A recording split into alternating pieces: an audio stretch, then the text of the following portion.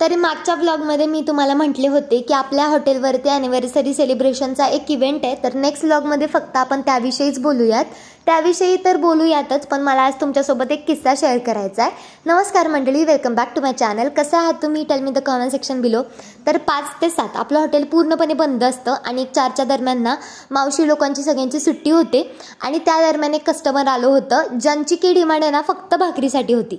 ते सिटीमधले लोक होते आणि ना मी त्यांना 2दा ऑर्डर विचारली की तुम्हाला नक्की भाकरीच पाहिजे का? तर त्यांनी मला इतकं स्पष्टपणे उत्तर दिलं ना, हो भाकरीच पाहिजे, कारण आम्हाला सिटीमध्ये ना ते चाखायला मिळत नाही ती चव जी गावाकडच्या भाकऱ्यांना असते, कारण ताजं पीठ असतं आणि सिटीमध्ये तेवढा वेळ नसतो की प्रत्येक वेळेस जाऊन वेगळं दळण करून आणावं म्हणून. आणि ते ऐकून मला इतकं त्या गोष्टीचं कौतुक वाटत होतं, अप्रूप वाटत होतं आणि मी त्यांना भाकरी दिली म्हणून त्यांना ते कौतुक वाटत होतं.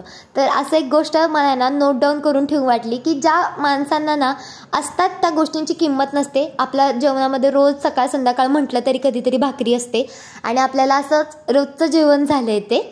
तर दुपारच्या वेळेस ना ग्रेव्हीची तयारी चालू होती हॉटेलमध्ये आणि मी गवारीच्या शेंगा तोडायला गेले होते मामींबरोबर.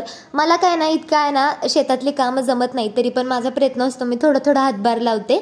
आणि जोपर्यंत आमच्या गवारीच्या शेंगा निवडायच्या चालल्या तोपर्यंत पिल्लूंनी बघा अख्खा टोप भरून चिंच गोळा केली होती आणि मला म्हणते कशी, तुमच्या गवारी विकायला नेणार आहे तेव्हा माझी पण चिंच विकायला नाही म्हणून.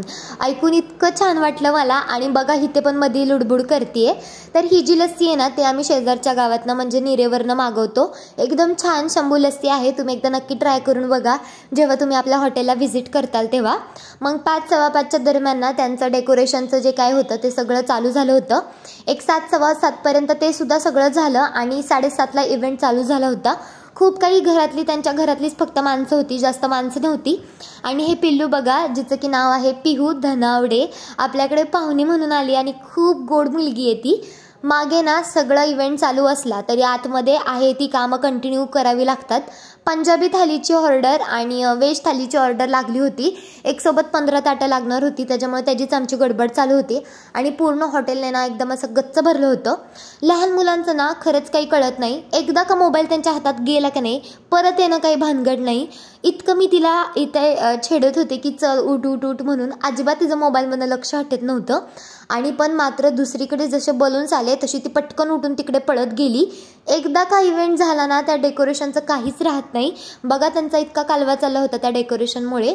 आणि आज दिवस फार उत्तमाचा होता, मागे इव्हेंट पण झाला. आता मला तुमच्यासोबत आहे ना एक गोड क्षण शेअर करायचा आहे, थांबा. नमस्कार, जय सद्गुरू. आमच्या हॉटेलसाठी ओपनिंग आणि हा तिचा व्हिडिओ आहे ना ओपनिंगच्या वेळेसचा आहे. तुम्हाला कसा वाटला ते मला कमेंट्स करून सांगा. आजपुरते इतकंच, भेटूयात अशाच नेक्स्ट व्लॉगमध्ये. आवडला का नक्की कमेंट. आणि ना आता नेक्स्ट व्लॉगमध्ये ना मी तुम्हाला एक जेन्युइन रिव्ह्यू एका कस्टमरनी दिलाय, तो मी तुमच्यासोबत शेअर करणार आहे, त्यामुळे स्टे ट्यून.